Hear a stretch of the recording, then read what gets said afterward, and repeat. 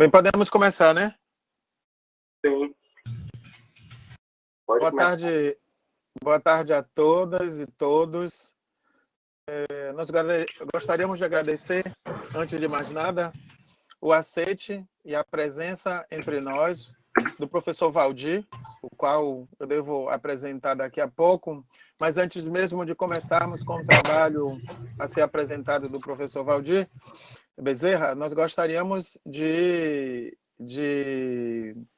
falar um pouco, né, da ideia dos seminários integrados. Na verdade, uma rede colaborativa de professores, pesquisadores, estudantes das universidades baianas, né, universidades estaduais, institutos federais também, e da própria Secretaria de Educação do Estado da Bahia, resolveram, em uma ação cooperativa e colaborativa, montar esses seminários que devem acompanhar a rotina dos professores, educadores do Estado da Bahia, e esperamos que de uma forma perene. Foi dessa forma que ele foi pensado e construído. Eles foram pensados e construídos.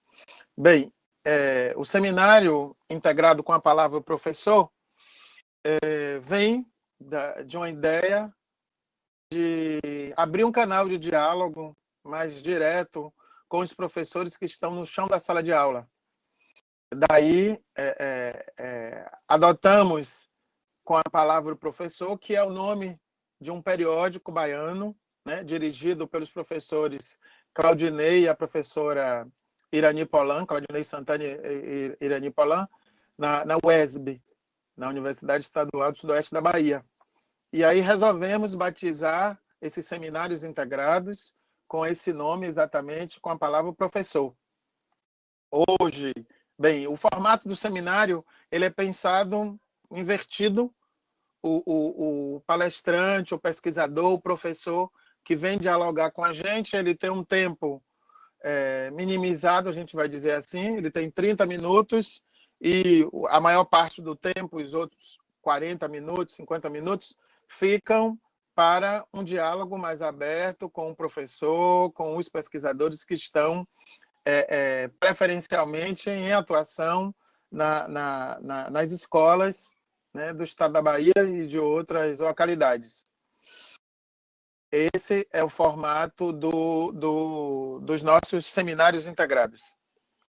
A gente agradece aqui a toda uma equipe de professores, pesquisadores, que se debruçaram na tentativa de abrir esse espaço de diálogo, por acreditarmos que é salutar e de singular importância no que se refere à formação continuada, à formação inicial e à realidade que podemos coletar a partir de canais como esse, do que se passa verdadeiramente nas salas de aulas, em particular no Estado da Bahia.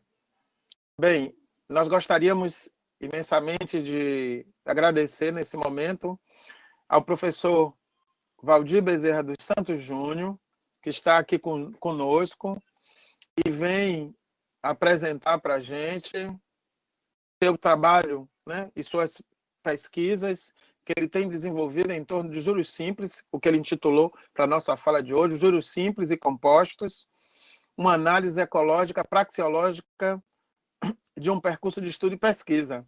O professor Valdir Bezerra dos Santos Júnior possui graduação e licenciatura em matemática pela Universidade Federal Rural de Pernambuco, mestre em ensino das ciências pela Universidade Federal Rural de Pernambuco, doutor em educação matemática pela Universidade Bandeirantes de São Paulo, realizou também programa de doutorado sanduíche em universidade no exterior, né? Particularmente na Espanha, se eu não estou aqui enganado. É atualmente professor adjunto da Universidade Federal de Pernambuco, atuando no curso de matemática, licenciatura da UFPE. Tem experiência em educação, com ênfase em educação matemática, atuando principalmente nos seguintes temas: matemática financeira, álgebra, licenciatura em matemática, currículo e teoria antropológica do didático. Nós agradecemos imensamente ao senhor professor Valdir por ter aceitado estar aqui conosco e passamos a palavra para o senhor. Eu que agradeço, Luiz Márcio. Boa tarde a todos e a todas. Agradeço a presença daqueles que estiverem nos assistindo. É com imenso prazer que eu aceitei o convite de ter um pouco do diálogo, trazendo um pouco das pesquisas do que a gente vem desenvolvendo e vem caminhando ainda a partir dessas pesquisas. Trazer, como já apresentado, a gente vem representar também a Universidade Federal de Pernambuco, em específico o Centro Acadêmico do Agreste, que fica na cidade de Caruaru. É um dos programas de interiorização que tivemos. Então, estamos aí lá, acredito que desde 2006, e o centro vem crescendo e vem trazendo benefícios para a população.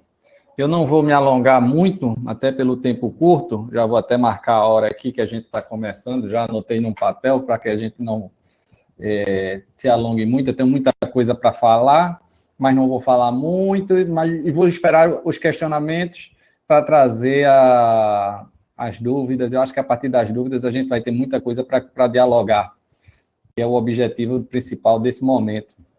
O título do trabalho hoje que eu vou apresentar a vocês, como vocês já viram na divulgação, se chama Juros Simples e Compostos, uma análise ecológica, praxeológica e um percurso de estudo e pesquisa. Foi um trabalho bastante árduo para chegar a tudo isso. Vocês vão ver que são várias etapas.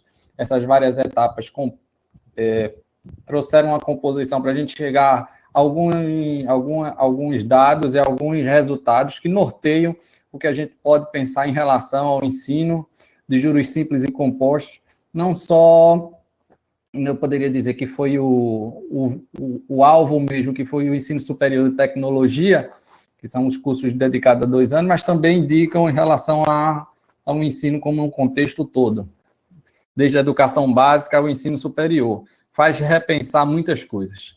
Então, a gente inicia já colocando essa estrutura de como a gente vai apresentar. Eu vou trazer para vocês uma introdução geral, o que motivou, o que me trouxe até esse tema, o que me trouxe até esse tipo de estudo. Além disso, uma das coisas que eu achei principal, porque eu estava tratando de juros simples e compostos, era trazer um pouco de definir relacionada à matemática frente à educação financeira, e, além disso, ao paradigma da monumentalização dos saberes, conversar um pouco sobre as pesquisas e sobre as organizações didáticas que eu destaco nesse trabalho, que são os percursos de estudo e pesquisa e as atividades de ensino e pesquisa. Além disso, as pesquisas que tratam sobre o ensino e aprendizagem, especificamente de matemática financeira, de um período de tempo aí de 2006 a 2016. Trazemos em linhas gerais, eu vou tentar ser um pouco mais rápido, não vou me adentrar muito mais no referencial teórico, até porque a gente termina trazendo esse referencial teórico dentro das análises, que é a teoria antropológica do didático, que é nosso principal, trazendo a ideia de um outro pesquisador, o Sansevi. Vou mostrar para vocês quais foram os objetivos e a metodologia da pesquisa, trazendo a ecologia da matemática financeira para os cursos de administração. Além disso, na civilização ocidental, trazer as identificações das relações institucionais de como está presente essa matemática financeira em livros didáticos, ver como ela também sobrevive a um campo de trabalho, que é um profissional da área de gestão e negócios, e expondo também o nosso modelo, após isso tudo, todo esse arcabouço inicial da análise de livros, de documentos, e uma análise mais histórica, trazer como se organiza esse modelo epistemológico de referência, propriamente para a matemática financeira. Não para juros simples e compostos, que seriam temas dentro da pesquisa como um todo, mas da matemática financeira. Também traremos, depois, estamos propondo aí o que a gente chama de uma organização didática, que a teoria que utilizamos chama de uma relação didática, para um grupo de alunos do curso superior de tecnologia em gestão comercial. Vocês devem conhecer, são os cursos chamados como tecnólogos, muito conhecidos como tecnólogos. Por fim, a gente faz uma análise da aplicação desse percurso de estudo e pesquisa e traz algumas conclusões, traz conclusão e perspectivas futuras a partir desse trabalho. Eu espero poder dar conta disso tudo. Vamos lá. Então, a introdução. Quais foram as motivações iniciais? As motivações iniciais, eu acredito que a maioria daqueles que estão aqui tem essas mesmas motivações. São as experiências. A gente é colocado enquanto professor da educação básica ou professor do ensino superior, as experiências na formação e profissão. Experiências na formação me mostraram que aquela matemática pronta e acabada não se sustentava em si dentro da sala de aula e não parecia interessante para os alunos. Para mim, na época, no ensino superior, não parecia suficiente. E relacionado à profissão, quando eu estava presente quando eu comecei a lecionar no ensino superior, eu vi que, principalmente em cursos que eram exclusivos, por exemplo, esse da área de gestão e negócios, cursos da área de logística, cursos que eram bem específicos e que tinham uma disciplina de matemática financeira associada a eles, a matemática que estava presente lá parecia sem sentido, e os livros lá não traziam esse sentido. E os livros que eram colocados como referências, e a gente procurava materiais e não encontrava materiais, referências, por exemplo, para gestão também hospitalar. Então, são cursos da área tecnológica, são bem específicos e não dava conta. Os livros ou eram para administração, de uma maneira mais geral, que também remetiam muito só à parte matemática, e não à parte, que eu posso dizer, que se utiliza nessas profissões. Então, o questionamento surge a partir isso é um resumo, claro que se é possível criar atividades relacionadas às necessidades dos profissionais dos cursos superiores de tecnologia, na área de gestão e negócios, especificamente, eu não daria conta da matemática como um todo, mas especificamente no ensino das noções de juros simples e compostos, baseados em um percurso de estudo e pesquisa. Isso que vai nortear essa pesquisa que a gente está apresentando para vocês. Essa pesquisa, ela é o ápice, vamos dizer assim, porque essa pesquisa compõe o que a gente desenvolveu no doutorado. Então, se vocês quiserem ter acesso na tese, a tese está disponível na internet e traz em detalhes tudo o que foi feito nessa pesquisa. Vamos para o próximo slide. Quais os questionamentos derivados a partir daquele ali? Era preciso entender como é que os juros simples e compostos eles sobrevivem dentro das instituições. Então, quais seriam as relações institucionais esperadas e existentes para o desenvolvimento das noções de juros simples? Como as instituições esperavam que eles fossem ensinados mais à frente, e como é que eles realmente existiam? Qual era a relação também do profissional da área atuante na área de gestão? Era importante porque como é que eu vou dar sentido, vou dar uma razão de ser para aquilo ali, compreender a razão de ser se eu não sei qual a realidade? Então, a gente tem até, eu posso comentar já em linhas gerais, não está na metodologia, mas temos uma entrevista com um profissional da área de gestão e a gente faz alguns questionamentos relacionados aos juros simples e compostos. O outro questionamento derivado que a gente tem, que a gente respondeu nessa pesquisa, é qual seria a relação pessoal dos estudantes do curso superior de tecnologia da área de gestão e negócios com as noções de juros simples e compostos. Antes mesmo deles participarem da pesquisa, o que é que eles traziam, como já era no ensino superior, o que é que eles traziam da educação básica relacionado às noções de juros simples e compostos, para tentar organizar algo que pudesse ir além e pudesse ter um ponto de partida, não do nada, mas que a gente pudesse trazer para eles algo que fosse produtivo e que adicionasse aquilo que eles estavam estudando no ensino superior. Além disso, qual a relação ou desses estudantes dos cursos superiores de tecnologia na área de gestão e negócios com as noções de juros simples, quando foram submetidos ao estudo de pesquisa? A gente faz isso anteriormente e faz isso também depois que a gente submete eles à organização didática, o percurso de estudo e pesquisa.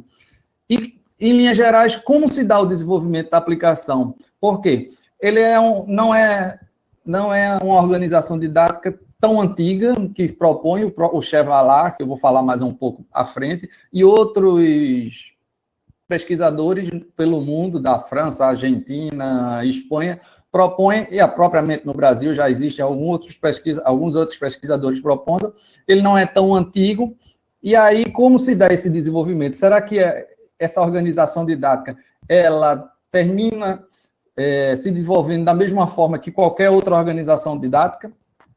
Isso é que é um ponto que a gente consegue analisar também, que são os questionamentos derivados. Primeiro, a gente faz uma distinção que é a matemática frente à educação financeira e a monumentalização dos saberes. A gente parte do princípio de compreensão de como consideramos a matemática financeira. A gente não considera a matemática financeira e a educação financeira. É comum a gente ver, quando vai fazer formações para professores ou quando está em sala de aula para os alunos em formação no ensino superior, não conseguir distinguir a matemática financeira e a educação financeira e achar que é tudo a mesma situação. Isso também pode estar ocorrendo, isso aí não é uma constatação, é uma hipótese que pode ser investigada. A gente vê que, dentro da parte da matemática, hoje em dia, nos documentos oficiais, essa pesquisa ainda não tínhamos a BNCC, mas a Base Nacional Curricular Comum atual coloca a educação financeira na parte que trata sobre matemática, que traz a disciplina matemática. Então, como existe essa relação, e essa relação é indicada, existe como é que eu posso dizer? Existe uma interligação muito próxima entre os dois e que termina tendo uma confusão. E a confusão maior é achar que a matemática e a educação financeira é apenas trabalhar a matemática financeira.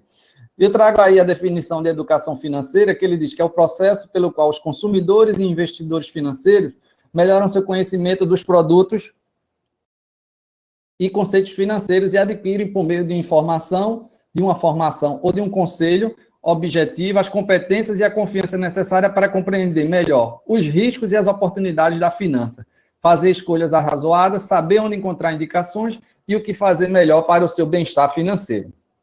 Existem algumas competências associadas a isso, que é uma competência, eu vou até comentar sobre uma, tem uma questão de seguridade, tem uma questão de você trabalhar com poupança, pensar no investimento, pensar nas questões da poupança e pensar também na aposentadoria.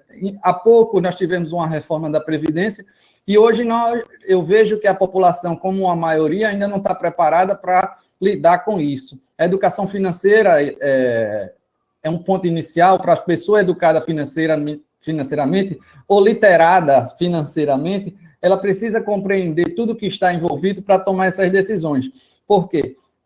Isso vai refletir daqui a 30 anos, não vai se refletir hoje. Eu vejo que, mesmo com a última reforma que nós tivemos, as pessoas, até porque não é assim da noite para o dia, não compreenderam ainda a importância de pensar na sua seguridade social, na sua proteção social, que é a sua aposentadoria daqui a 30 anos, diante das mudanças que aconteceram há pouco no Brasil. Mas isso não é só uma coisa que aconteceu no Brasil. Aconteceu nos Estados Unidos, acho que acredito no início dos anos 2000, e também ocorre isso. Muitos não conseguem compreender a necessidade de pensar essa educação financeira.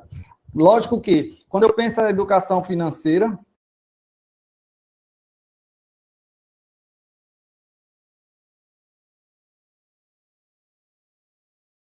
quando eu penso a educação, desculpe, quando eu penso a educação financeira,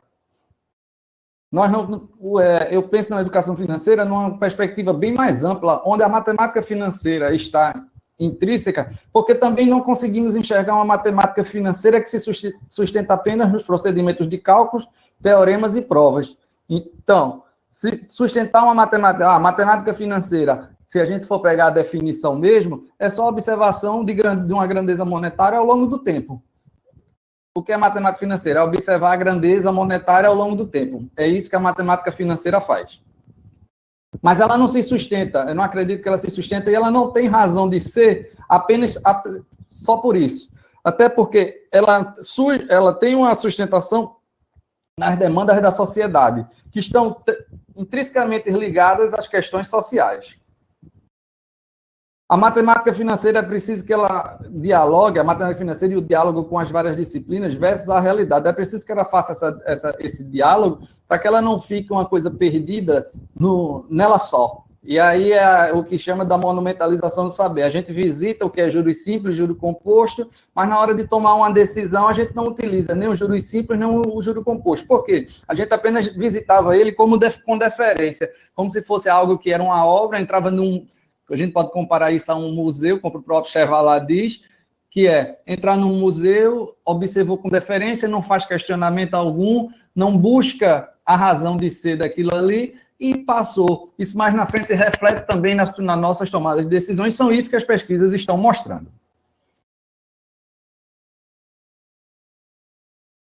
Além disso, o próprio Chevalier, ele diz que a gente precisa sair dessa monumentalização dos saberes e partir de um paradigma que é o paradigma de questionamento ao mundo. Nesse novo paradigma, é preciso formar um cidadão que se torne herbatian, procognitivo e esotérico. O que quer dizer isso? Um cidadão que seja herbatian é aquele que ele está aberto a responder questionamentos e não fuja deles. Então, esteja sempre preocupado em enfrentar os problemas e não enfrentar os problemas e os questionamentos que aparecem até ele. Além disso, um procognitivo é quem não se preocupe apenas com o que foi produzido no passado e também começa a se preocupar com os problemas do futuro. O que é que vai acontecer no futuro? Além disso, ele precisa ser esotérico. Esotérico no sentido não de esotérico, naquele outro sentido, mas esotérico no sentido de estar sempre, aprender sempre, nunca parar de aprender. É preciso estar sempre disposto a aprender. Então, são essa parte de formação de cidadão, e o Chevalier propõe que existe uma organização didática que vai nesse caminho. As organizações didáticas, que eles chamam de a proposta, que é de AEP e de PEP, que é a atividade de estudo e pesquisa, e o percurso de estudo e pesquisa. É importante, eu não falei em cima, sobre o professor da universidade, sobre o que o Johann Friedrich Hebart traz para a gente, é que ele diz, o professor da universidade não é mais um educador, o estudante não é mais um educando, mas esse último conduz pesquisas pessoais, de modo que o educador tem por tarefa guiar e aconselhar essas pesquisas. Essa é uma característica principal dessas organizações didáticas. A gente agora precisa ser muito mais, não é mais só um educador, mas a gente conduz pesquisas e está disposto a aprender junto com os alunos, os nossos alunos, e trazer perspectivas futuras e pensar em problemas que fazem sentido a ele, e problemas futuros, e problemas que interferem diretamente na sua vida.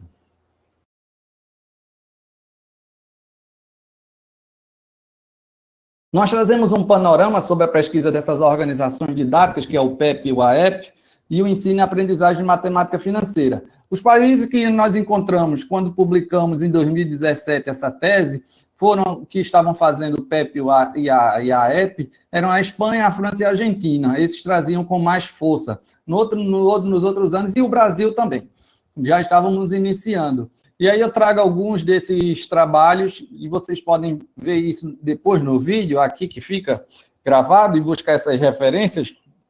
E caso precisem de alguma dessas referências, acredito que eu tenha todas ainda, pode me enviar por e-mail, fazer uma solicitação, que eu estarei aberto a responder, se eu ainda estiver. Mas quais são as observações principais que a gente consegue verificar, né, nesses trabalhos, em linhas gerais? É que o PEP e o AEP, eles traziam questões que tinham um poder gerador do questionamento. O questionamento, ele não tinha uma resposta pronta e acabada. A questão que era proposta aos alunos, ou alunos, que eu digo, alunos ou estudantes de ensino fundamental, médio ou ensino superior, traziam um poder gerador de outros questionamentos. Isso era uma característica importante dessas organizações didáticas que o Chevalier traz. O incentivo da mudança do contrato didático por parte do professor. O professor agora ele não tem um domínio total da aula, ele não tem ele não sabe o caminho que a aula pode ter. Então, isso muda completamente o contrato didático daquilo que está estabelecido anteriormente. Há uma mudança do contrato, de algumas cláusulas desse contrato, é preciso mudar essas cláusulas. Além disso, a possibilidade de cumprir o currículo da educação básica. Ele pode parecer uma situação muito aberta, mas existe a possibilidade de cumprir o currículo da educação básica, e isso é visto nesses trabalhos que nós analisamos. Além disso, traz alguns possíveis entraves na aplicação dessas organizações didáticas, relacionadas principalmente ao tempo. A gente vai tentar falar um pouco sobre isso. Além do caráter disciplinar da AEP, que é o que diferencia o AEP do PEP. O AEP ele fica muito mais numa perspectiva disciplinar e o PEP numa perspectiva interdisciplinar, porque envolve várias questões. São uma questão bem muito mais aberta, é um questionamento ao mundo.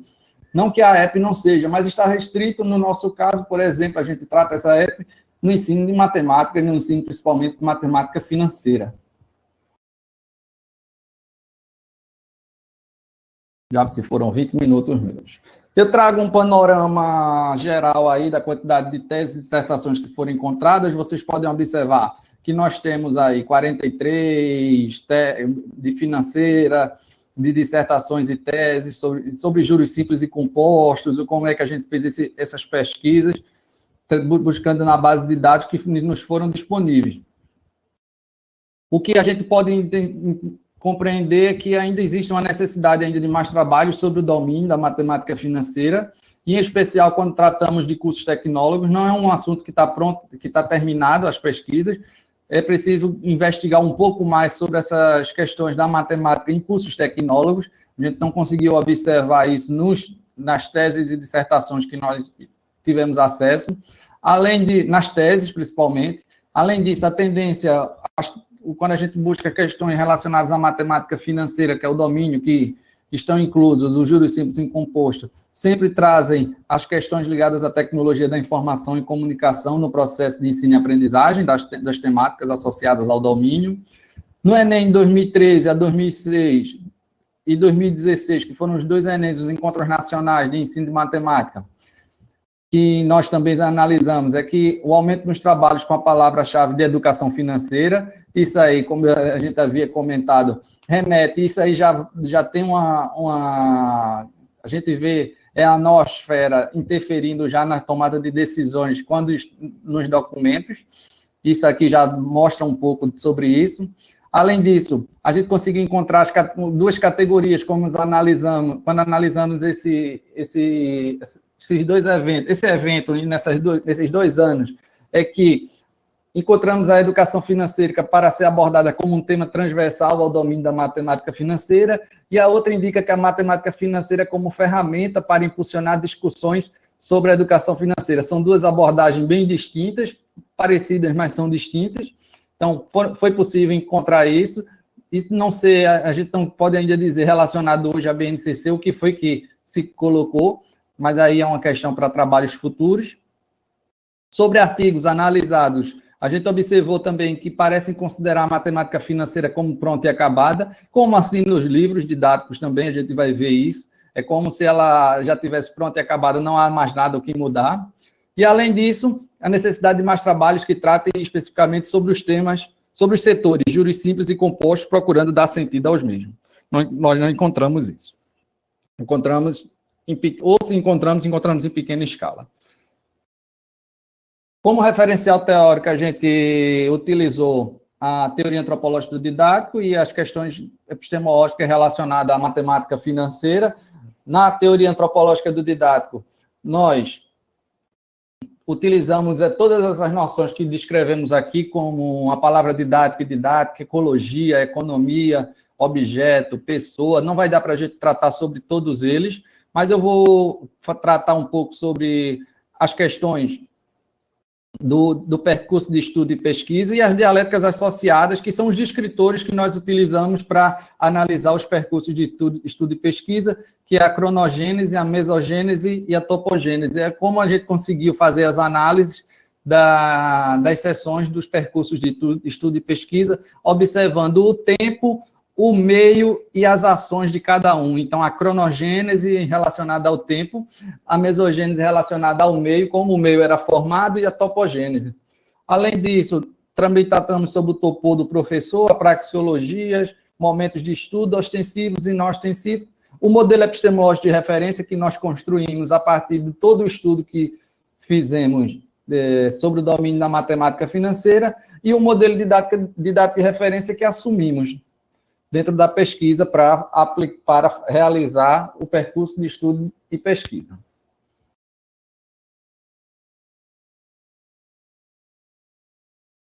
Vamos para o próximo.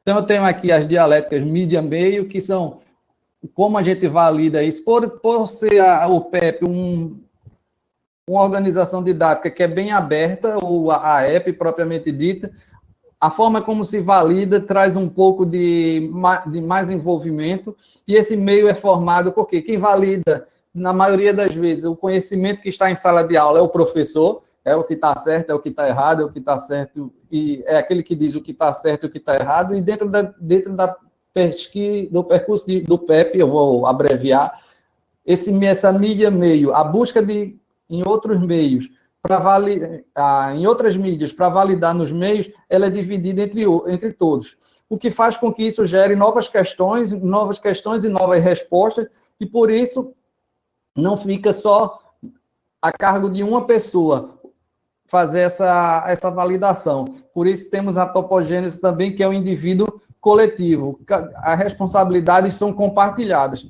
E a cronogênese faz com que essa busca por novas mídias para validar no meio, o que acontece? Terminamos tendo um novo tempo. Não é mais aquele tempo controlado pelo professor que tem um início e tem um fim. Nós não sabemos o que acontece. Na maioria das vezes, nós não sabemos o que acontece. Nós prevemos, fazemos uma análise a priori, fazemos uma organização a priori daquilo que a gente pretende para um percurso de estudo e pesquisa, mas tudo pode acontecer, e acontece.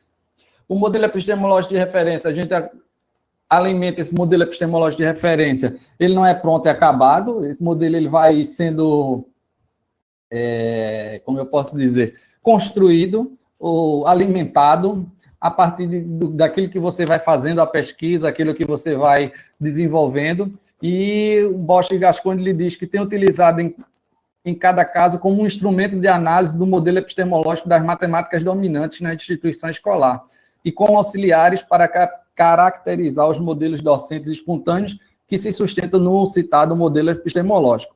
Além dele, nós assumimos um modelo didático de referência, que é a proposta de um sistema didático baseado em uma questão geradora, que está aqui descrita, que é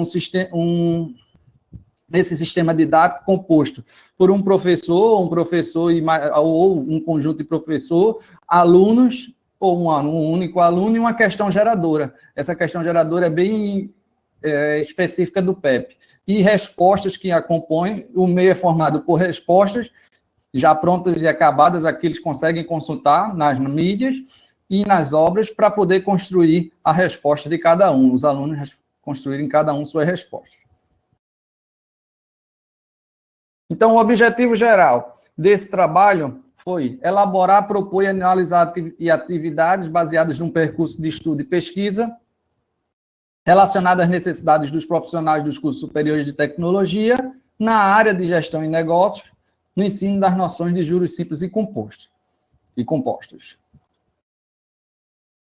Para cada questionamento, aqueles geradores que nós mostramos no início, nós descrevemos um objetivo específico e trazemos onde é que nós vamos buscar e qual vai ser o método dessa pesquisa. Então, para identificar as relações institucionais presentes nos documentos oficiais, analisamos os parâmetros curriculares nacionais, algumas resoluções que determinam o ensino superior de tecnologia e o catálogo nacional de cursos superiores de tecnologia. A gente quer, no método de pesquisa, uma compreensão de como essa matemática, essa MF, a matemática financeira, está situada na educação básica e superior de tecnologia por meio da análise documental.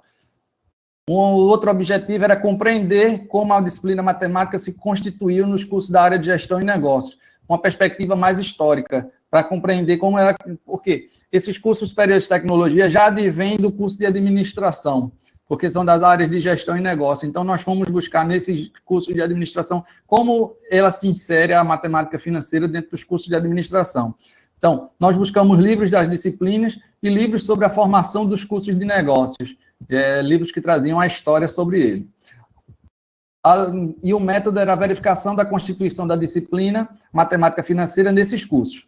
Além disso, identificar as relações institucionais nos presentes livros didáticos. Então, analisamos livros didáticos para a educação básica e livro didático para o ensino superior. Esses livros didáticos foram escolhidos com base no PNLD, e o livro didático do ensino superior nós escolhemos com base nos participantes da pesquisa, na universidade onde fizemos uma intervenção. Então, a universidade ela tinha um próprio livro da rede, que era uma universidade particular, e essa particular, ela mesmo já disponibilizava um livro. Então, fizemos como análise isso. Então, a gente fez uma análise transpositiva da matemática financeira, na educação básica e no ensino superior, em específico das noções de juros simples e compostos. Além disso, teve a questão da relação pessoal dos profissionais da área de gestão, onde fizemos uma entrevista semi-estruturada. Também tivemos a relação pessoal dos estudantes, que fizemos anterior à aplicação do PEP, que fizemos por um questionário, realizamos essa análise por meio de um questionário. Depois, fizemos a análise da relação dos pessoais dos estudantes do curso, daqueles que participaram, os participantes da pesquisa, a partir dos diários de sessões que nós realizamos, das sessões que realizamos, atividades realizadas por eles, a participação que gravamos em áudio e vídeo. E, por fim, identificar quais foram as condições e restrições na aplicação do percurso de estudo e pesquisa, utilizando as mesmas gravações de áudio e vídeo que havíamos realizado e a partir também da atividade realizada pelos estudantes. Eu acabei de fazer 30 minutos, eu vou dar uma... Esse é um panorama geral daquilo que a gente trouxe. Inicialmente, a gente vai buscar a parte histórica da matemática financeira no século XX. Então, essa é a ecologia da matemática financeira para os cursos, que nós compreendemos que a matemática financeira na universidade, em cursos da área de gestão e negócios, no século XX, eles começam a ser inseridos no século XX. Identificação das relações institucionais em documentos orientadores, regulamentadores no Brasil. Primeiro, a gente conseguiu observar que existe um saber sábio para essa matemática financeira. Essa matemática financeira que vemos na universidade, nos cursos de ensino superior de tecnologia, ou propriamente dito também na educação básica, não é o saber sábio, já é o saber a ser ensinado, quando a gente trata da transposição, porque existe uma matemática que foi criada por a financeira e é colocada como criador o Louis Bachelier, que é o saber sábio. Ela não é essa matemática, mas ela também tem uma perspectiva probabilística e não é essa a matemática financeira que nós trabalhamos, porque ela sofre construções e reconstruções até chegar dentro para a educação básica e propriamente também para o ensino superior e para a formação de professores. As mudanças nos cursos superiores de administração também ocorreram durante todo o século XX, e dentro do século XX, buscando o que a gente observou, que a inserção da matemática propriamente dita dentro desses cursos era para dar uma validade mais de ciência. É como se a perspectiva na área de gestão e negócio, na segunda metade do século XX, focaram na inserção da matemática, porque teoricamente, na perspectiva daqueles que propunham a mudança, só ganharia ciência, o status de ciência, se tivesse essas questões matemáticas envolvidas. A matemática que a gente observou advém da aritmética comercial e com uma forte influência contabilística. Isso remete muito aos livros, e os problemas que são colocados nos livros didáticos que nós temos. O que conseguimos observar sobre a identificação das relações institucionais em documentos orientadores e regulamentadores no Brasil é que, nos anos iniciais, ela está articulada com a proporcionalidade, se você observar o PCN, anos iniciais, ele pede para você articular isso com a probabilidade, com a proporcionalidade. Nos anos finais, ela ganha um destaque e traz especificamente para se ensinar juros simples e compostos. No ensino médio, ela é associada ao trabalho com as funções exponenciais e logarítmicas, ganha um certo destaque, já tem livros com alguns, mas como eu não estou tratando dos livros aqui, estou tratando aqui especificamente dos documentos, a gente vê que ele pede para fazer essa associação com as funções. No ensino superior, especificamente no caso do ensino superior de tecnologia, a gente não conseguiu identificar as noções propostas para o ensino de matemática financeira. É incrível, porque nos documentos analisados ele não trata, acredito que ele deixa a cargo de cada instituição, e a abordagem dos documentos da educação básica tem uma ênfase cidadã, o que a gente consegue observar, e no ensino superior, uma ênfase profissional. Para a identificação das relações dos livros didáticos, nós fizemos, para a análise dos livros didáticos, nós decompomos, além daquele questionamento gerador, que nós tínhamos, nós colocamos mais outros questionamentos, que era conseguir observar dentro dos livros didáticos quais as noções da matemática financeira são introduzidas nas diferentes etapas escolares, qual o papel dessas noções no desenvolvimento da matemática financeira, o trabalho, se ele conduz à utilização de exemplos reais, em particular para as noções de juros simples e compostos, e as relações institucionais esperadas do documento condizem com as institucionais existentes nos livros didáticos, e quais são as praxeologias matemáticas nos livros didáticos.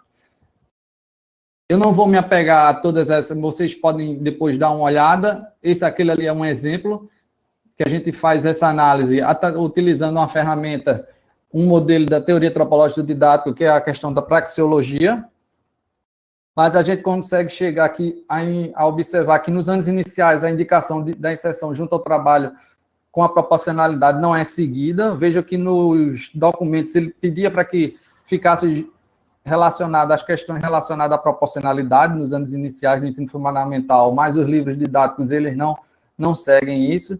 E nos anos finais eles seguem as orientações do que é colocado no PCN dos anos finais.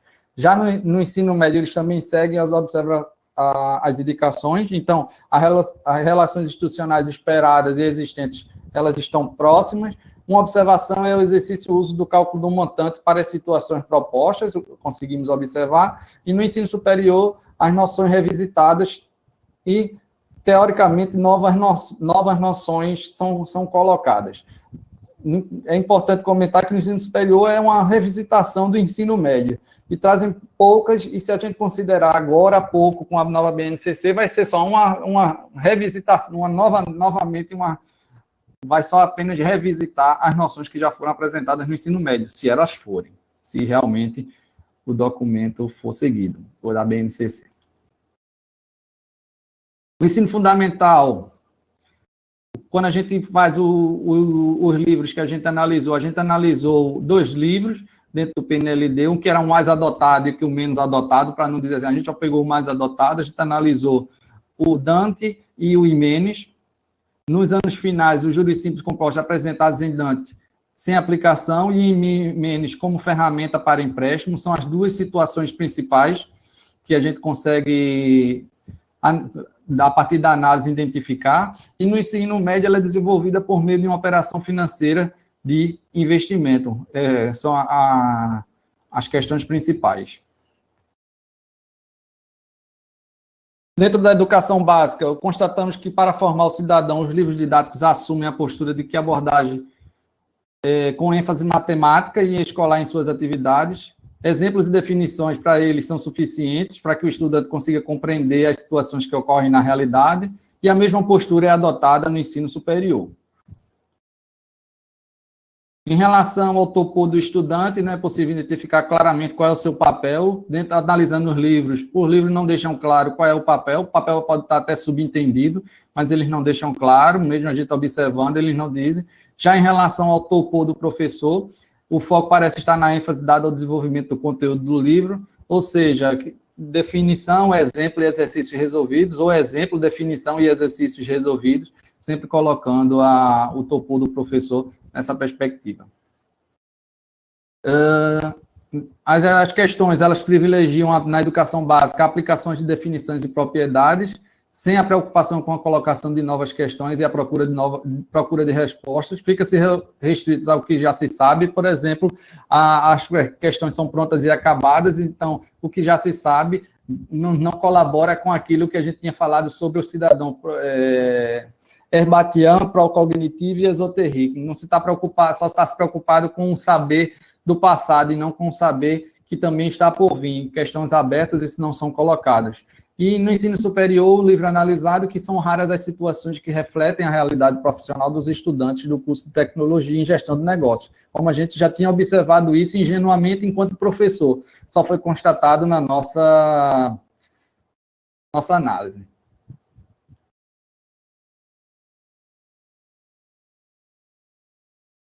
Na educação básica, a gente consegue observar no ensino fundamental 6 tipos de tarefas, dentro da análise praxeológica, 6 tipos de tarefas relacionadas ao setor de juros simples e um tipo de tarefa conectada ao setor de juro composto. E o que é privilegiado? A utilização dos ostensivos numéricos. É importante porque precisamos observar se os professores estão nessa mesma perspectiva, porque os livros eles parecem privilegiar mais os ostensivos numéricos, mas quando a gente começa a observar aulas, eles começam a privilegiar os ostensivos algébricos. Então, será que existe uma distorção entre o que o livro está pedindo e o que o professor? Isso aí eu não consigo responder, é mais um questionamento que pode ficar para uma nova pesquisa. No ensino médio, a gente consegue observar novos 4 tipos de tarefas relacionadas ao setor de juros simples e 7 tipos de tarefas relacionadas ao setor de juros compostos, e os ostensivos algébricos são apenas introduzidos. E por isso que eu tenho esse questionamento me veio agora, porque lembro e recordo que em alguns momentos anteriores, os ostensivos algébricos já eram visitados aqui por alguns professores em sala de aula, na hora de ensinar os juros simples e compostos para os alunos do ensino fundamental, anos finais. Mas os livros, eles não estão nessa perspectiva. O ensino, claro que são decisões didáticas que o professor pode ter, dependendo da turma. Não é uma crítica, é apenas uma observação que a gente constata. Além disso, nós temos o juro composto. No ensino superior, identificamos 41 tipos de tarefas, já amplia bem muito quando comparado ao ensino médio. Juros simples, 11 tipos de tarefas, e os ostensivos privilegiados, além do... Não aparece o numérico, parta logo para o algébrico, o simbólico financeiro e aquele que a gente trata sobre na planilha eletrônica, que difere um pouco do algébrico, certo? Eu vou... Faz 40 minutos agora que eu já comecei a apresentação. Eu deixo agora a palavra para o professor, passo a palavra para o professor. Eu já trouxe uma apresentação breve aqui da análise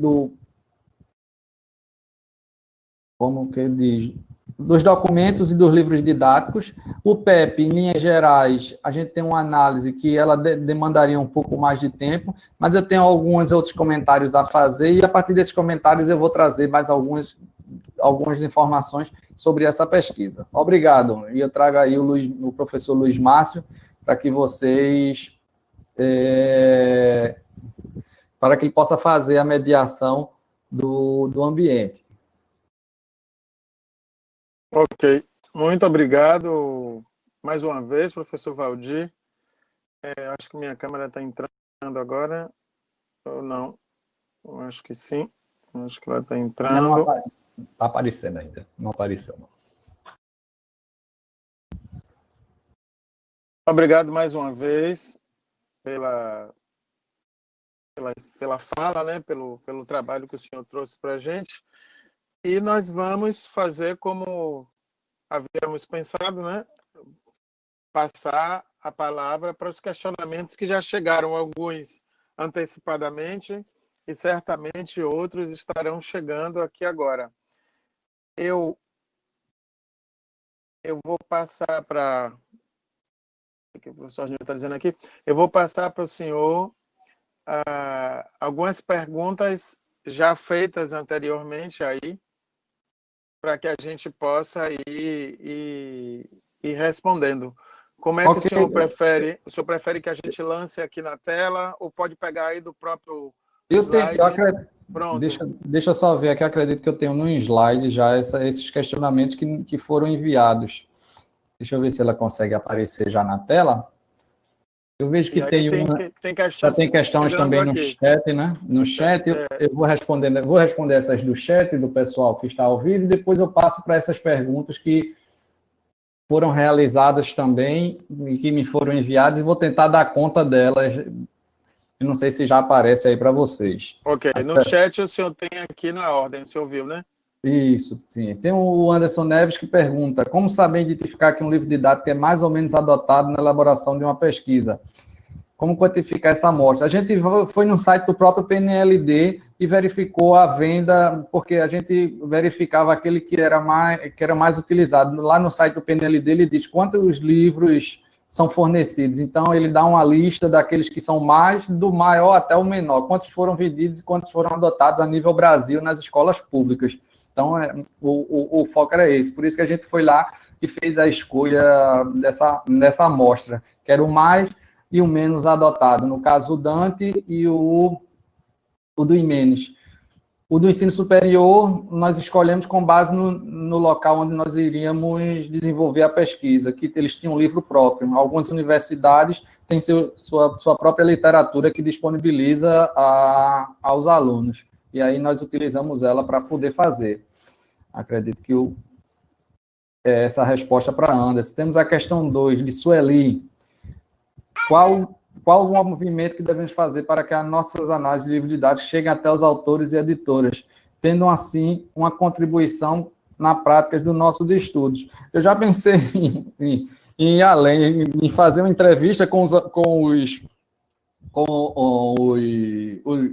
autores, para poder fazer um cruzamento daquilo que está colocado nos livros e aquilo que ele pensa, para a gente compreender um pouco quais são as decisões, como é que ele toma essas decisões didáticas, como é que ele toma essas decisões, porque essas decisões elas são baseadas também em questões relacionadas ao capital, né? Porque ele tem que colocar ali e precisa vender. Eu acredito que elas chegam, nossas análises elas chegam aos principais autores, até porque muitos dos autores são propriamente da área. E aí, eles sabem, mas existem exigências, acredito eu, isso aí eu não sei, mas existem exigências do mercado relacionado àquilo que se vai colocar. Primeiro, o que o Programa Nacional do Livro Didático coloca e que precisa estar lá, para poder esse livro ser aprovado. Claro que existem livros que não passam no PNLD e continuam mesmo assim sendo vendidos, porque só não são vendidos às instituições públicas, porque eles não têm a aprovação do PNLD. Mas eu acredito que chegam, Sueli. Se ele toma em consideração, eu acredito que ele coloca numa balança e dentro dessa balança ele vê o que realmente precisa e o que ele vai adotar e o que ele não vai adotar. A gente consegue observar, se pegar na última análise que a gente fez sobre livros aprovados no PNLD do ensino fundamental, a gente fez outra pesquisa do ensino fundamental e do ensino médio, e pegou todos os livros aprovados no ensino fundamental e todos os livros, não conseguimos ter acesso a tudo, mas aqueles que nós pegamos para analisar, as diferenças não são grandes. Às vezes, me parece que eles tomam norte para aquele que foi aprovado e tomam o mesmo norte. Existem pequenas mudanças, mas o norte eu pego esse aqui que sempre foi aprovado no PNLD e eu preciso aprovar ele para poder vender. Isso não é uma acusação, é uma coisa que a gente acredita ser. Porque existem diferenças, mas existem mais acréscimos do que para aquele que sempre está lá no PNLD e para aqueles que estão chegando. Sueli, prazer. Essa eu já respondi. Um comentário, Antônio Messias Lopes. Importante expor nos cursos superiores de administração, por exemplo, quando é dado matemática financeira, os alunos ficam curiosos nessas conexões tomadas da decisão. Isso. Eu não falei sobre a questão geradora, aí eu já aproveito e falo sobre a questão geradora do PEP, é como decidir o tipo de empréstimo para uma empresa. Se a gente está falando num curso de administração, essa é a pergunta geradora do nosso PEP. Parece simples, como decidir o tipo de empréstimo para uma empresa? Tudo partiu dessa daí, e se a gente se debruçar, vai ver que outras questões são derivadas disso daí, qual tipo de empréstimo não, qual o valor que você quer de empréstimo, para que você quer um empréstimo, qual o objetivo, dependendo do objetivo, quais as linhas de crédito que esse empréstimo se encaixa, qual o banco que faz. Então, é uma questão, como eu disse, num percurso de estudo e pesquisa, precisa ter um poder gerador bem maior, e essa questão, ela teve esse poder gerador, e ao final, o que a gente pode observar é que os alunos viram sentido para aquilo que eles estavam aprendendo sobre juros simples e compostos a partir da realidade e do problema que eles estavam buscando, muitos deles trazendo a sua realidade, onde trabalhavam em empresa, onde trabalhavam, ou propriamente uma empresa que pretendiam colocar. Isso ficou bem interessante na nossa intervenção da pesquisa. Agora, deixa eu ver, Antônio Messias Lopes, mas só depois na disciplina tipo análise de investimentos que são abordadas tais reflexões. É isso que eu estava comentando no início, é preciso haver uma interligação. Mas para haver essa interligação, é preciso mudar também a forma de como enxergar o professor na sala de aula, que não é um professor que sabe de tudo. É impossível você saber de todos isso. Em alguns momentos eu fui pego de eles trazerem situações que estavam mais associadas a uma disciplina como essa, que é a análise de investimentos. E aí, cabe ao professor dizer, vamos estudar, porque o professor ele não é mais um educador, mas um orientador de uma pesquisa. Lembra aquilo que a gente colocou do Johann Erbach, que justamente muda um pouco essa perspectiva do professor.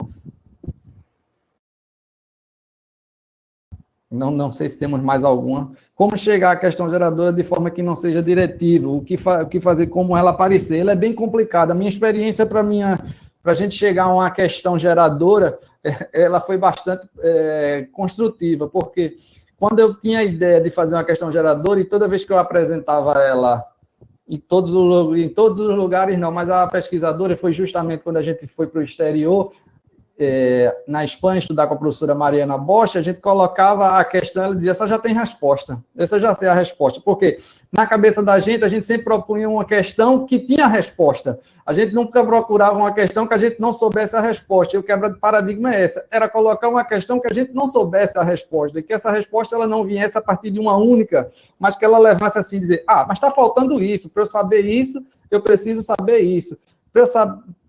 É como se os alunos diziam na própria aplicação do PEP, eles diziam assim, mas essa questão não tem sentido, porque está faltando dado. Não está faltando dado, está faltando você definir os dados, você fazer parte da construção dessa resposta, e não você apenas colocar o professor, no final vai dar a resposta a você. E é essa quebra aí do paradigma que era bastante complicado, e quebrar esse paradigma do pesquisador / professor, que no caso fui eu na época, já foi um grande contraponto. Colocar questões que eu não sei a resposta, ou que eu vislumbro a resposta, mas que não são completas, e que eu preciso ir além, preciso estudar para poder chegar a essas questões. E aí ela aparece a partir dessas discussões. Eu acredito que um grande método para a gente chegar a essas questões geradoras é discutir essas questões, esboçar essas questões e em grupos, como nos grupos de estudo, a gente discutir isso. E se a gente vê que aquilo ali, abre aspas, quebrou o pau, que a gente virou um momento e disse assim, ninguém chegou a um consenso, ela é bem geradora. Você nunca chegou a um consenso, cada um vai chegar a um R coração diferente, que é a resposta diferente, que não é uma resposta pronta e acabada, que é aquela resposta, eu perguntei qual eram os juros disso e já sei ao final. Mas qual tipo de empréstimo que é melhor para a empresa? Essa foi qual tipo de empresa que eu tenho? Qual o objetivo do empréstimo? Quanto eu tenho que fazer? Mas se eu tomar um empréstimo aqui, qual a taxa de juros? Será que tem imposto sobre operações financeiras ou será que não tem imposto sobre operações financeiras? Essa acredito que é a ideia quando a gente traz a questão sobre a questão geradora.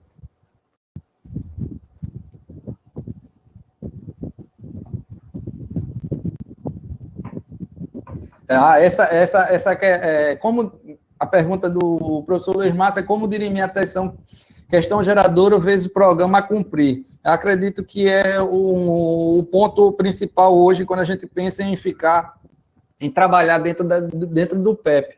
Mas se a gente faz uma análise a priori, a gente já traz alguns caminhos. Não quer dizer que esses caminhos vão ser seguidos, mas a gente consegue, como eu fiz a análise daqueles outros trabalhos, do Norfalise, da Barqueiro, da Bosch, do Gascon, e outros que já tinham colocado da Altero, a gente observava que dava para cumprir. Não dava para cumprir na ordem que a gente pensava que se conseguia cumprir e que a gente estava organizado dentro do planejamento que a gente estava para cumprir. Mas ele trazia essa perspectiva de cumprir na ordem que o problema dava para se cumprir. E aí era o grande detalhe. O PEP, eu acredito que é um trabalho muito mais interdisciplinar. E quando a gente pensa em currículo, ele vai passar por muita coisa. Agora, ele não vai passar naquela ordem que a gente está ali. Já o AEP, não. Pode dar esse caráter mais disciplinar de cumprir o currículo, e aí tira um pouco dessa tensão de cumprir esse programa que a gente é pré-estabelecido e que é colocado aí para que os professores cumpram. Não quer dizer que o PEP deve ser aplicado, não estou aqui, estou defendendo que o PEP é uma boa estratégia, mas ela não é única. A gente sabe que pode ter outras estratégias dentro da sala de aula que a gente pode cumprir, mas é um caminho que a gente traz de tentar inserir essa questão de um cidadão, de formar um cidadão, porque é isso que tem nos documentos da gente, só que, às vezes, a gente deixa para lá, que não é um cidadão preocupado com o futuro, com questões, e não está aberto a responder questões novas, não está preocupado com o futuro, e para ele existe um prazo de validade para se estudar. É preciso ir além desse prazo de validade. Não existe prazo de validade para estudar. Tanto é que, se a gente vê dentro dos documentos norteadores, nós, pelo menos eu não conheço, o que a gente não observa é que só chega até certa idade, até tantos anos você vai fazer isso, a partir de tantos anos vai fazer ensino superior, e depois? O que é que a gente faz? Então, não é como se depois, quando a gente assumisse a velhice ou terminou o ensino superior, parou e não existe uma orientação relacionada a isso dentro da sociedade brasileira para a organização de um estudo, acho que mundial, para que todos continuem a estudar. Regis, como analisa a questão dos problemas de juros de composto no livro didático em relação que são situações desconectadas da realidade? Isso, aparece muito, Ornildo, essa questão de investimento que pagariam juros de 500% ao mês, ou então investimentos a juros simples. São poucos os investimentos a juros simples. Eu descobri há pouco, na tese eu ainda não sabia, e depois de apresentar também não sabia, que são poucos os investimentos a juros simples. Por exemplo, só existe, eu consegui observar 2 aplicações de investimentos a juros simples, que era fundo imobiliário, que eu nem sabia, um pesquisador que estamos trabalhando, disse que os fundos imobiliários são a juros simples, e o outro é investir em imóveis, aluguel. O aluguel é um investimento a juros simples. Mas, incrivelmente, nenhuma dessas 2 situações são colocadas no livro didático. Elas são colocadas como dentro das situações de juros compostos, o que não faz nenhum sentido, além de trazer investimento que já pagaria 15% ao mês. Hoje a gente tem uma poupança que está pagando menos de 2% por conta da taxa de Selic. É meio irreal. As situações que são colocadas são pretextos. Eu não costumo, na maioria das vezes, claro que existem exceções, são mais pretextos do que contextos. Tem muito mais pretextos dentro dos livros didáticos para poder chegar a ensinar algo, que também não é uma crítica, mas uma constatação. São pretextos para poder cumprir, como a pergunta anterior coloca, cumprir o programa, são mais pretextos do que realmente contextos, porque elas fogem totalmente do contexto da realidade. Não sei se a gente tem mais alguma pergunta. Eu vim para o chat. O chat, ele diz aqui, pois é, porque o livro didático, vamos lá, consegui entrar. Acredito que se trabalharmos bem, a professora Cristiane Rocha coloca que se trabalharmos bem na nossa formação inicial e continuada, teremos condições de fazer um bom uso do livro didático. Eu acredito que é bem por aí mesmo. A gente ter uma formação inicial e uma formação continuada para não ficar refém apenas aquilo que tem no livro didático, mas ser algo, a gente é que é o papel de tomar o papel de decisão e não ficar refém do livro didático.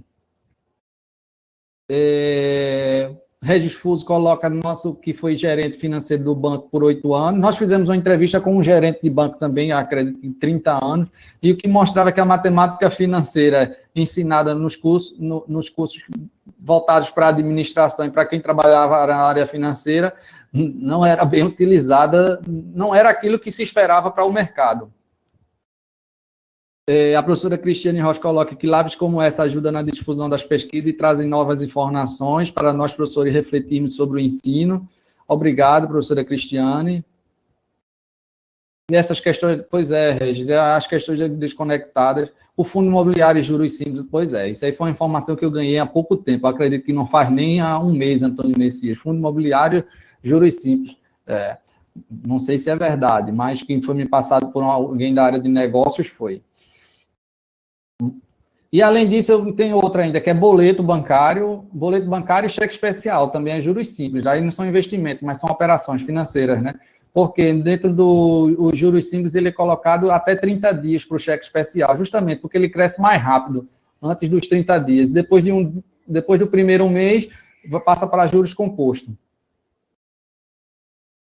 Essa é a visão, Messias, que a gente tem, que o juros simples serve como uma sequência para a construção do juros composto. Importante a gente considerar que a gente também poderia pensar o seguinte, como os juros simples, como um caso apenas específico do juro composto. E isso aí não é considerado.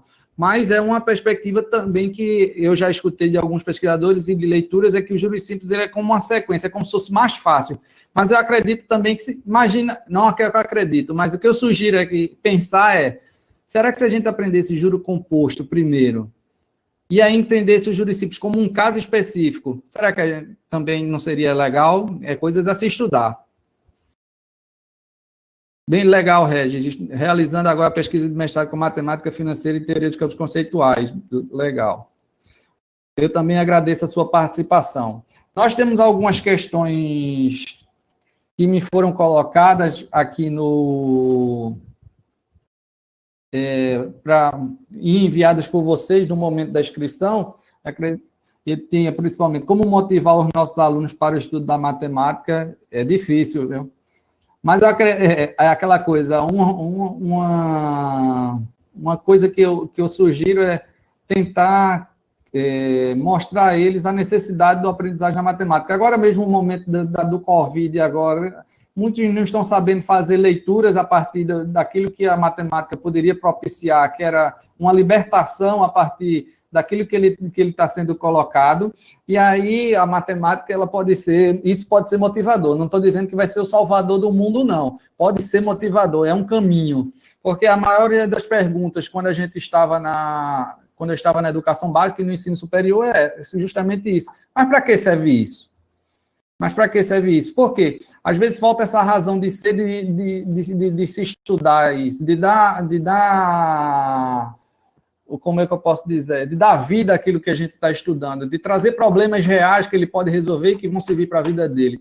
Já imaginou parar para pensar no ensino médio hoje e dizer, como é que você quer sua vida daqui a 40 anos? A pergunta seria essa. O que você quer da sua vida daqui a 40 anos em relação financeiramente? Ele vai dizer que, eu quero estar bem de vida, quero estar com um carro, quero ter uma aposentadoria, quero isso. Parar para pensar isso com os jovens é parar para pensar matemática financeira, é parar para pensar educação financeira e, propriamente dito, seguridade social. O que é que a gente vai querer? Então, é parar de pensar só no passado e começar a pensar em questões do futuro. As questões do passado nos ajudam a revelar, nos programar para o futuro. Então, eu acredito que é uma parte que a gente pode motivar nossos alunos. Tanto é que quando a gente vê projetos que montam... que trazem novidades, entre aspas, para os alunos, eles ficam muito interessados dentro de sala de aula, porque para eles aquilo gera interesse em coisas que eles descubram, coisas que não só foram descobertas, mas coisas que eles descubram também. Essa foi uma das perguntas que que foi nos enviada. Como trabalhar um PEP de maneira a permitir que as perguntas derivem dos alunos e não sejam dadas pelo professor? É interessante isso, porque de início é muito complicado a gente quebrar essa situação dentro de sala de aula. A gente teve 8 sessões de PEP com uma turma de 89 alunos, lógico que nem todos participaram em todas as sessões, mas 60 e poucos alunos, se eu não me engano, na primeira sessão, e foi difícil na primeira que eles falassem, porque eles estavam esperando que eu fizesse. Você colocar uma questão e fazer com que eles parem e eles agora assumam um papel e mudar o papel é bastante complexo. E é bastante complexo também o professor ficar calado e escutar mais do que falar. Isso eu sofri demais e eu acredito que quem faz o PEP sofre demais. Nós assumimos a posição que a gente precisa escutar mais do que a gente precisa falar. E apenas mediar o processo, apenas ser o orientador do processo. E muitas das vezes eu dizia... eu estou falando demais. E aí é a mudança de ambos os lados, é quebrar de todos os lados. Então, a gente pode, maneira de permitir isso, é incentivar mesmo que eles façam esses questionamentos. É um incentivo e dizer, a gente não vai chegar à resposta, eu não sei a resposta, e não mentir, eu não sei a resposta, e eu preciso que vocês façam aí, a gente comece a discutir para poder chegar à resposta que a gente está procurando dentro da questão geradora dentro do PEP. Que parâmetros foram utilizados, a terceira, na escolha e como se deu acesso aos livros antigos. Como eu fui fazer uma parte do doutorado no exterior, foi mais fácil conseguir alguns livros antigos, porque muitos já estão digitalizados em uma plataforma. Eu não me lembro agora o nome da plataforma, mas essa plataforma traz livros de muito tempo atrás digitalizados. E alguns até disponíveis mesmo, como era na Europa, muitos disponíveis. O que a gente conseguiu era do final, era 1890, livros datados dessa época, 1903, 1905, então foi de fácil acesso. Mas aí a gente conseguiu, na tese, se você der uma acessada, você consegue lá, eu digo lá qual é o site que você tem acesso a essas obras que foram digitalizadas. Que é um trabalho nos Estados Unidos que todas as bibliotecas estavam fazendo isso, pegando seus livros e digitalizando, os livros mais antigos e digitalizando. Além de ter as redes colaborativas de biblioteca na Europa, que aí você pedia e eles chegavam o livro, mandavam de uma cidade para outra, de um estado para o outro, dependendo do país. Nesse contexto, qual a percepção do pesquisador em relação ao ensino de matemática financeira na educação básica? Como deveriam ser abordados os conceitos da matemática financeira? Eu tenho ideias, até porque a pesquisa ela é muito incipiente em relação à educação básica, é muito pequena em relação à educação básica. A gente fez a análise da educação básica porque a gente precisava compreender como é que o aluno chega no ensino superior. Então, eu não consigo dizer cravar o que até seria muita pretensão da minha parte, cravar o que é que a gente precisa fazer. Mas acredito que a gente precisa, primeiro, rever os pretextos, é uma indicação, não só ficar nos pretextos e dar sentido àquilo que a gente está ensinando. Não quer dizer que é preciso aplicar tudo, não é essa a palavra, aplicar, mas dar sentido. Dar sentido não quer dizer que tudo tem que estar dentro de um contexto, mas tudo tem que ter uma razão de ser, de estar lá. E, às vezes, o próprio professor desconhece essa razão de ser.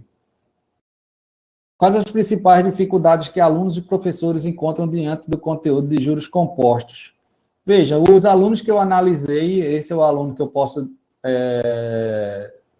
dizer, é que os alunos estavam muito preocupados já em saber a fórmula para resolver esses juros compostos, saltavam do trabalho numérico, um trabalho numérico que eles deveriam ter feito lá no fundamental, mas parecem que foram já direto para a parte algébrica, por isso não compreendiam a dinâmica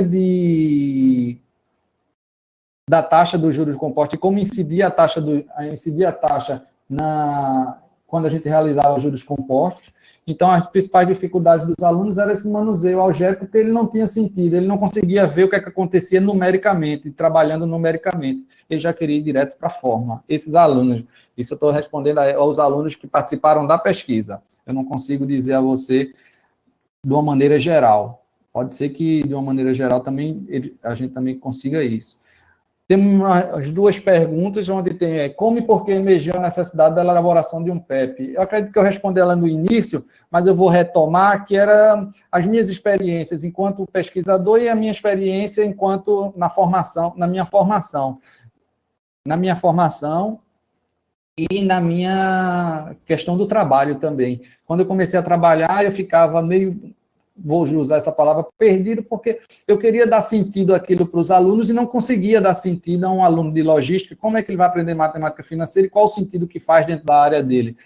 Então, terminava se dando uma aula propriamente dita matemática, através de teoremas, definições e fórmulas, e que não faziam sentido nenhum, nem para ele, nem para mim, mas a gente fazia. E aí, essa busca unindo aquilo que eu aprendi na formação com essas experiências, e a gente chegou a questão de pesquisa, que era a necessidade dessa elaboração.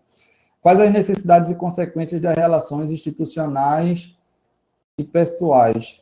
Se for, eu não entendi as necessidades para que esse estudo, e como se dá a avaliação e a validação do PEP. É bem diferente a avaliação e validação do PEP. Porque você não tem uma resposta no final para avaliar, mas você avalia o estudo, porque agora você está avaliando o estudo e a pesquisa, você avalia todo o caminho, a fundamentação. É como se a gente pensasse num problema de pesquisa, numa dissertação ou numa tese.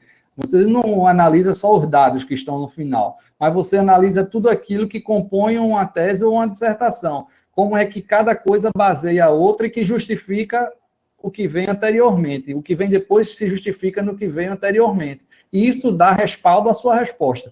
É nesse sentido que a gente avalia o PEP, que é o que os alunos trazem como e qual o nível de como eu posso dizer, de justificativas que eles trazem para aquelas respostas que estão ali, e como eles justificam e como eles baseiam essas justificativas. Por isso que é um de estudo e pesquisa. Ele não se está mais preocupado com a resposta, está preocupado com o estudo e com a pesquisa, não só mais com a resposta. A resposta é consequência daquilo que se fez durante o estudo e a pesquisa. E a 7ª questão, nós temos como o PEP ajudou no estudo do tema. É possível conduzir este tema com utilização deste mesmo dispositivo PEP em uma classe que não esteja pesquisando e se ensinando? Sim, é possível. É possível, sim. Agora, não vou dizer a você que não é trabalhoso, porque o que as pesquisas indicam é que, por que é trabalhoso? Porque muda a perspectiva, tanto do professor quanto do aluno, mas isso não invalida a possibilidade disso ser colocado em sala de aula. Isso pode ser colocado em sala de aula, sim, mas é preciso uma desconstrução, tanto do professor, daquele que vai se colocar ali, e depois mostrar essa realidade aos alunos, que também vai ter uma desconstrução. Se já não houver essa desconstrução, porque o que a gente observa hoje em dia é que cada vez mais a gente pede para que os alunos participem mais, sejam atores da aprendizagem. Se ele não houver, a construção vai ter que ocorrer. Em alguns momentos, eles podem até dizer a você, o professor não sabe, fica me perguntando. Não é esse o que o professor não sabe, você fica me perguntando. Eu agora quero que você responda, você traga a resposta, e não eu que sei a resposta, trazer ali a resposta. É a mudança, é o quebra do paradigma total. A gente não vai visitar uma obra pronta e acabada, a gente vai visitar agora as questões e buscar junto respostas para essas questões, e essas questões não são únicas, cada um pode trazer uma resposta diferente, baseada, claro, naquilo que existe, não baseado na minha opinião apenas, mas na obra, nas respostas que já existem, em dados que já existem. Professor Valdir Bezerra, antes de o senhor partir para as considerações finais, tem uma pergunta que chegou da professora Eliane Souza, que eu gostaria que o senhor olhasse, está aqui no nosso chat. Realmente, quebrar o contrato didático entre o professor e aluno é bem difícil, inicialmente o PEP, o papel do mediador para o processo crucial, ou outro. O que fazer se aplicar o PEP, os estudantes estiverem indo por um outro caminho ao não esperado? Não espera. Eu acho que é bom. Eu acho que é bom. A gente alcançou o que a gente queria. Eles estão construindo a resposta deles, não é a resposta da gente. Isso não quer dizer que ela não seja válida. Mas quando a gente faz uma análise a priori, e essa análise a priori ela é bem definida, ela é bem colocada, a gente teoricamente sabe que em algum momento ele vai precisar para voltar em conceitos que estão atrelados àquilo que a gente pensava que eles passassem. Por isso que eu digo, o PEP ele é muito aberto. O AEP ele também é fechado, mas ele direciona mais se a gente pensa em conteúdo específico. O PEP ele vai dar essa possibilidade de ser muito aberto. Mas se você faz uma análise a priori, e nessa análise a priori ela dá que eles vão passar, por exemplo, no meu caso, eles não passaram pelas 3 primeiras perguntas, que eles pularam, eles já colocaram que já foram lá na frente. Mas mais na frente eles perceberam que era necessário voltar, porque em algum momento eu perguntei, e sobre isso, o que é que vocês... Eita, a gente nem considerou isso, né? É importante. E aí eles consideravam que era importante, é um papel do orientador mesmo. Como é que você fundamenta isso sem passar por isso? E aí, Eliane, eu agradeço a pergunta. Eles indo por outro caminho é um bom sinal, quer dizer que primeiro eles já mudaram, eles já assumiram o papel deles dentro da sala de aula. Não quer dizer, aí você diz agora, e para cumprir o conteúdo? Eu que estou menos preocupado nesse momento, eu tenho percebido aqui, se você fez a análise, eles vão de algum momento retomar aquilo ali. E se eles sentirem a necessidade para cumprir, eles voltam àquele conteúdo que é necessário. Deixa eu ver lá, voltar lá no chat. Parabéns pela pesquisa, mais uma live institucional agora às 18h15. A galera está aprendendo a interpretar gráfico tabela. Isso aí, professor, vendo a necessidade. Para se criar novos valores, precisa abordar esse conteúdo de maneira geral desde a infância. E o PEP não é isso também em relação à matemática financeira, e também o PEP e essa perspectiva dessa organização didática pode ser abordada desde a educação, dos anos iniciais e da educação infantil. Realmente quebrar o contrato entre a professora Eliane coloca que realmente quebrar o contrato entre o professor e o aluno é bem difícil, inicialmente no PEP. O papel do mediador para o professor é crucial. Isso aí é bem complicado, como eu disse. Eu sofri muito e vejo aqueles que tentam fazer um PEP sofrer muito, e é um erro que se comete inicialmente, que eu cometi, e se comete, que é tentar dar o caminho que a gente quer que ele siga, e aí a preocupação com esse caminho. Pois é. Aí eu volto para a pergunta da professora Eliane, que é, no início não tinha nada de juros simples e composto na minha análise. Quando eles começaram a responder qual tipo de empréstimo, qual o melhor tipo de empréstimo para uma empresa, eles respondiam e eu não via o juros simples e composto, e começava a me desesperar, e cadê o juros simples e composto? Mas só que, para eles saberem qual é o melhor tipo de empréstimo, eles precisavam remeter à questão de taxas de juros, às questões de matemática financeira, para também chegar a esses valores, quando eles colocavam os valores da realidade. E aí eles começaram a entender, quando começaram a calcular, eles diziam, mas eu já não sei fazer os juros compostos. Como é que eu vou fazer os juros compostos? Aí eles tiveram que voltar no juros composto para poder ver. E aí o que a gente observava é que para eles tudo era juros era juro composto. Alguns utilizavam juros simples e isso na sala de aula, traziam essa exposição, o outro dizia que era juros composto. Só que quando a gente pensava num tipo de empréstimo, em como ia tomar esse empréstimo, não era pela fórmula do montante, e eles foram enganados desde a educação básica que tudo se resolvia pela fórmula do montante. Então, se soubesse pela fórmula do montante, tudo se resolvia, e aí começou para calcular as parcelas, quanto é que ficaria a parcela. A fórmula do montante é importante, mas não se resume a ela apenas. Veja que...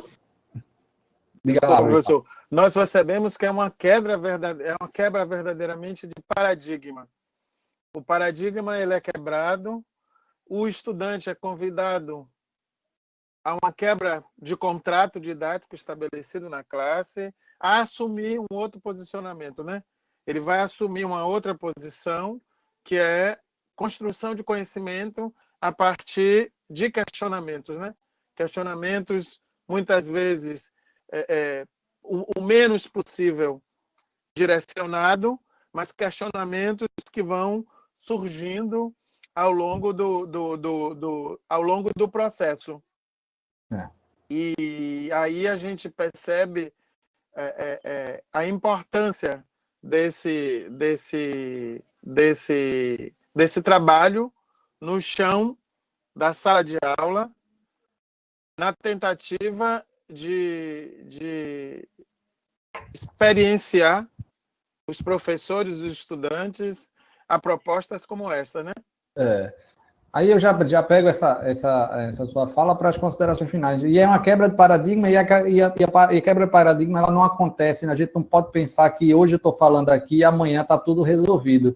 Isso não é uma coisa que vai ser desconstruída. Eu acho que eu vou passar a minha vida toda aqui e a gente vai ver um reflexo disso daqui a muitos anos lá na frente. Então, não vamos nos desanimar enquanto professores quando nós vemos que um trabalho como esse, e muitas das vezes são criticados porque dizem assim, o professor não dá mais aula, porque a perspectiva de aula é sempre aquela que o professor fala e o aluno fica calado e faz aquilo.